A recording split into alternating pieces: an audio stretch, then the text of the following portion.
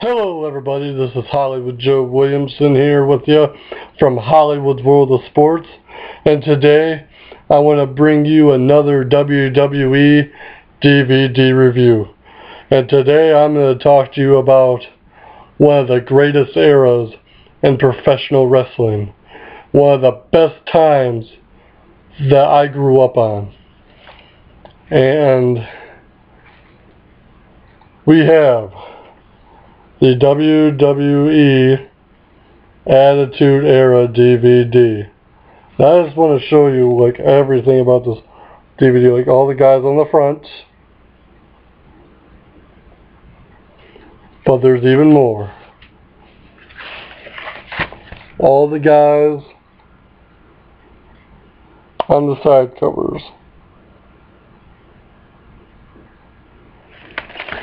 Now, before I begin this DVD, I would strongly suggest, if you don't like foul language, might not want to watch this because I might get a little carried away. Watching this DVD made me realize two things. How great WWE once was, and how lame it has become. I've been saying for many months now that WWE needed to drop this PG act, this PG bullshit, and go back to WWE's TV-14. I'm not saying you have to have blood. I'm not saying you have to have ultra hardcore violence. But you need to have reality-based storylines and not these freaking comic characters and superheroes you see every frickin' week. You want a comic? You guys want a wrestling show with comic heroes and superheroes? Then yeah, do Saturday Morning Slam. You know, do WWE Superstars, whatever. Have all the crazy gimmicks beyond that. But as far as I'm concerned, Monday Night Raw should be an adult show. I want to know what parents are doing letting their children stay up until 11 p.m. on Monday nights anyways. I've always said that. Even when I was a kid, my parents had reservations about letting me stay up that late and watching a very adult program. But enough about that. This DVD is awesome. This DVD, you know, the documentary is only about an hour long, but it really dives into the heart of what the Attitude Era was about. It really goes in depth on what people were thinking back then. Because I tell you right now, the Attitude Era had so many WTF, OMG, holy shit moments than any other era in professional wrestling. I always look at the like this. The 80s were the golden years because there was such a mass amount of talent back in the 80s. Mid-90s was kind of a cooling off period, like 93, 94-ish, 95. The late 96 into mid-97, you really start to get the sense that WWE had to compete with WCW.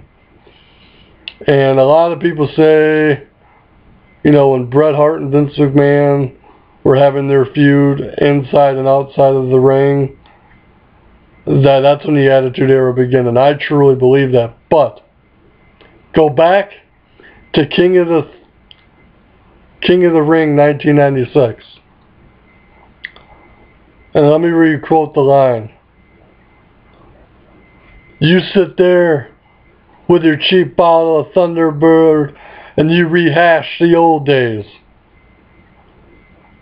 You talk about your Psalms, you talk about your John 3:16, but Austin 3:16 says I just whooped your ass. And to me, that line right there, towards Jake the Snake Roberts, whether it was intended or not, started the Attitude Era in '96. Way before it got chaos and crazy and unpredictable and out of control. To me, it was Stone Cold uttering that line is what really, really started to begin it. A lot of people say that the Attitude Era really didn't start until after WrestleMania 14, when Austin was champion, which, you know, it didn't get kicked into full gear until then, but it was definitely happening long before WrestleMania 14. You could say it started at WrestleMania 13 with Stone Cold and Bret Hart in that submission match, or I Quit match, that's what it was. And to me, the Attitude Era, say what you want about it, you know, a lot of people that weren't wrestling fans took critics at it. The Attitude Era was what wrestling was about and should still be about today. This DVD, I mean, there was so many characters. And they weren't really even comic book characters or superheroes. They were reality-based type characters. I mean, you had gang warfare with the Nation of Domination and DX, and, you know, the Nation beating the hell out of Ahmed Johnson and feuding with the Road Warriors and other gangs like the, you know, I think it was the Disciples of Apocalypse, you know, and Los Boricuas and all these other factions, you know. I mean, there's gangs out there every day, and WWE is trying to show that they're gangs, there's cliques, and, you know, DX invaded a WCW event. That was real. That was legit. That wasn't cartoon hashed up bullshit. What DX did going to WCW's arena across town from the WWE show, that was all legit. You know, they, believe it or not, I remember X-Pac's promo the night after WrestleMania 14 about talking about, you know, WCW and Scott Hall and Kevin Nash. I honestly think Hall and Nash wanted to come back to WWE, but they were making too much money to leave, you know, whatever. But, you know, it just goes to show you, there's no reality-based storylines in WWE anymore. Just think about the reality factor of it. So let's think of today's terms. If WWE had reality-based storylines, Ryback would be WWE champion right now, because he probably would have killed CM Punk. But because they have all these stupid endings of referees low blowing and 3 guys putting them through a table, it's not realistic. You know, yeah. And the thing of it is back then, Austin, you know, he was a badass. Don't get me wrong, Stone Cold was a badass, but he wasn't a superhero, if you know what I mean. You know what I'm saying? Like, he took his losses, he took his beatings, like anybody else. But in today's world, you have John Cena can take 20 minutes worth of beating and then fire up and win in 20 seconds. You know, that's not real. And WWE, the Attitude Era was so real. It was ridiculous. You never knew what was going to happen.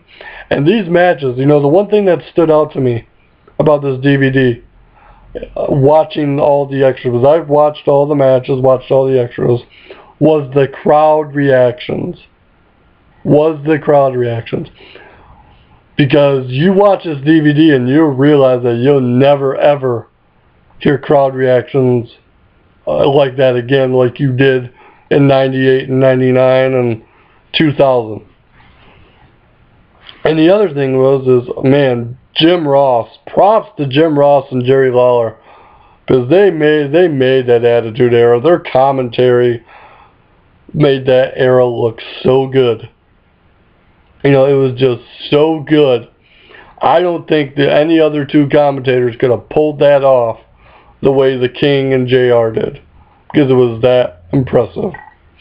You know, I mean, like I said, there's just a lot of great things about this DVD, and show you the cool little side cover here, and even the back. Yeah, look at the back. You don't see no one pouring cement in anybody's cars anymore. I mean, you saw Sheamus, you know, kind of destroy one of Del Rio's cars back a few months ago, but that was nothing. That was nothing compared to what Austin put Vince McMahon through. And, you know, I'll never understand for the life of me why WWE didn't continue all this, even after WCW and the whole alliance storyline was over. You know, it's funny. Paul Heyman said it best a week or two ago on national television. And I think it was last week. And he was referring to the heart attack, you know, the heart attack angle with Jerry Lawler. He said it best. People have been begging for Attitude to come back. But once we give them a taste of it, they go up in arms and complain. People wanted something extreme to happen again. And CM Punk gave them the extreme. And what did people do? They complained and went up in arms.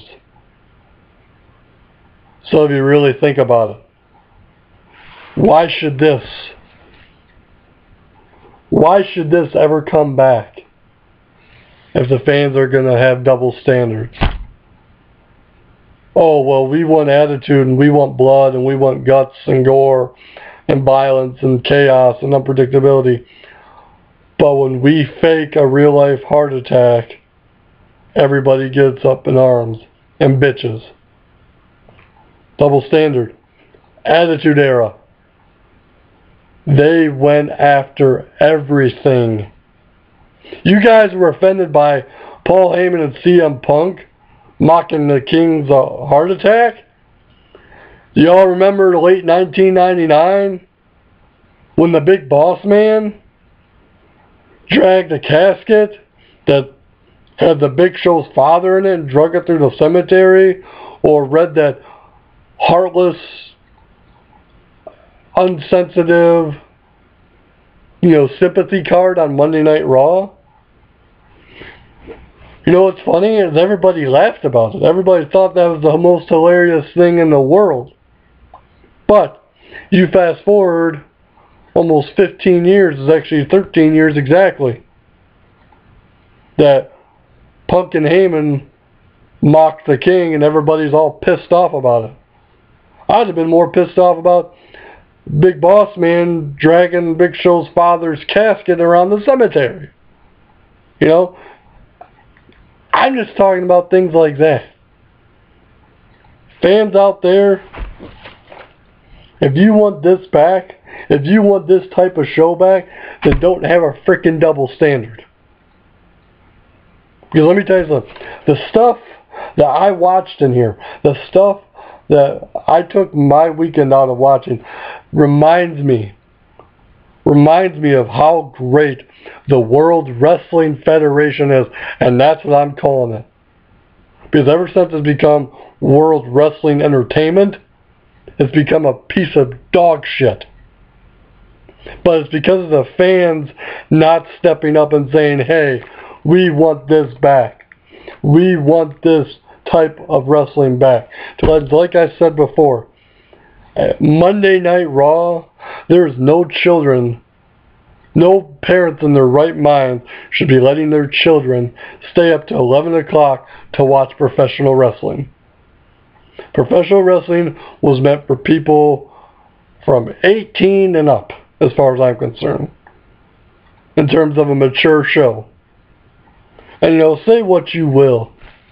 Say what you will about, you know, the only real... People have their theories.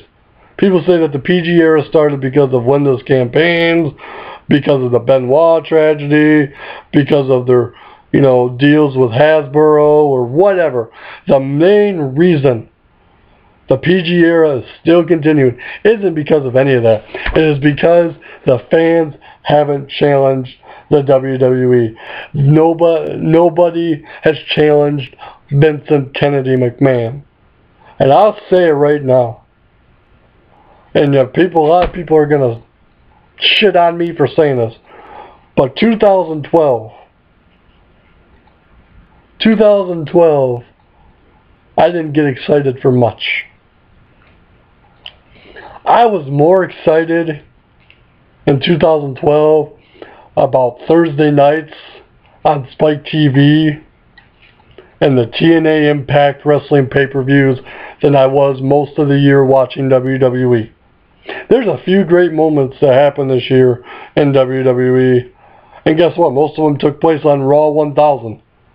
Before and after that, nothing great happened. It's like I said before.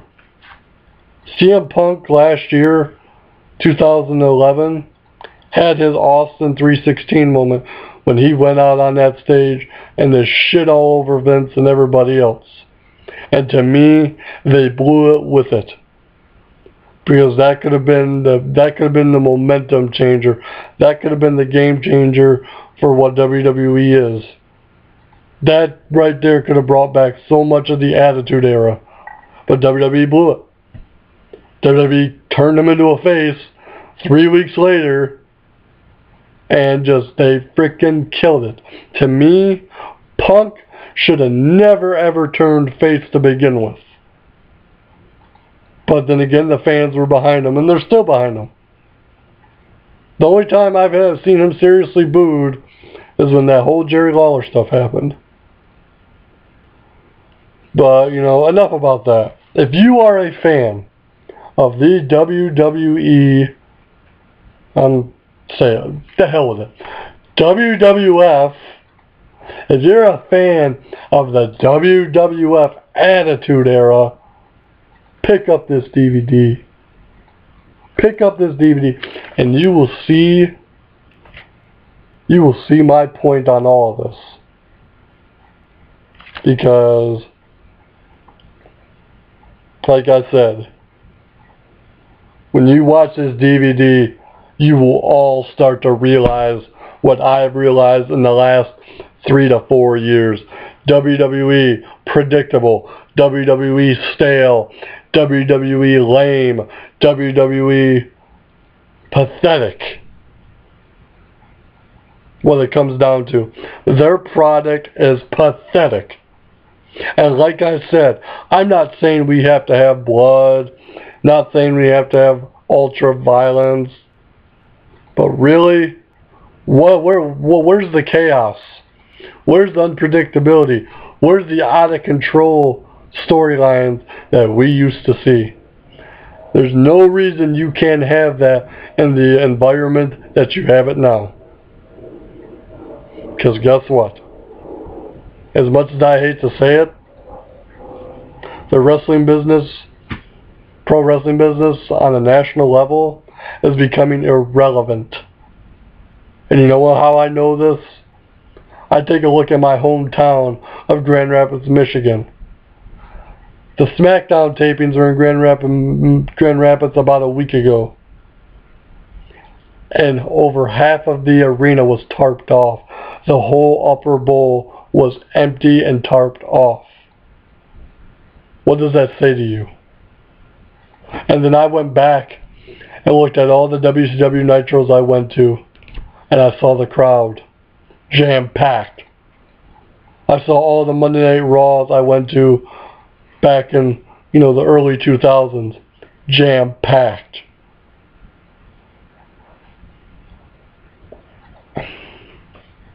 I don't even know how to describe it. But WWE Attitude, WWF Attitude, World Wrestling Federation, whatever you want to call it.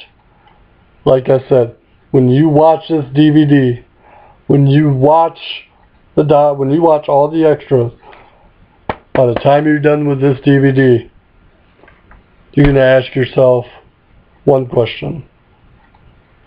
What the hell happened to this company? And is this even the same company I grew up watching? Because let me tell you something. I'll say this. This is my final statement about this. There's a reason Shane McMahon left WWE. And the reason is because I think in his mind, he realized that WWE went to the highest level it'll ever go to. They will never ever reach this level again. They could if they tried, but they'll never ever ever reach it again. And it's sad. It really is sad as a wrestling fan to see how predictable WWE has become. Just saying, guys. And like I said, I'm not calling for blood and ultra violence. You know, I've said that multiple times. But I am calling for a little bit of originality, for a little bit of reality, for a little bit of unpredictability, and for a little bit of chaos, craziness, and out of control.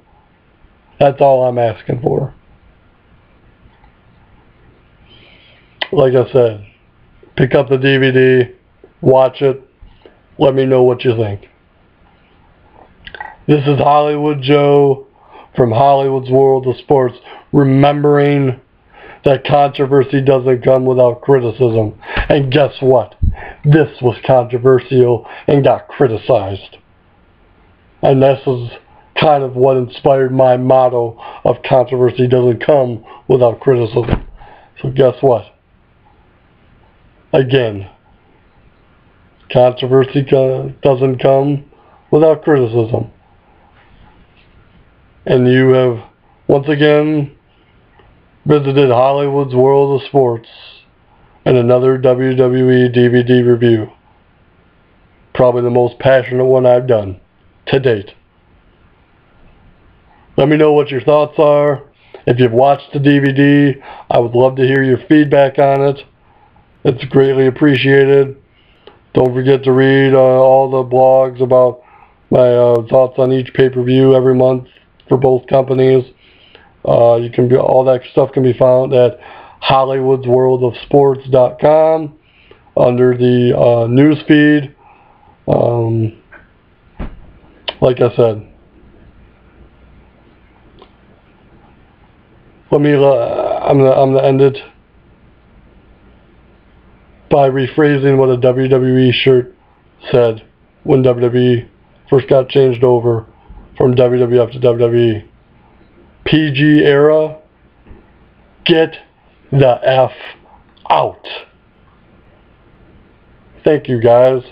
Have a great day. Hope you're all having a great holiday season. And feedback is appreciated as always. Take care, and God bless.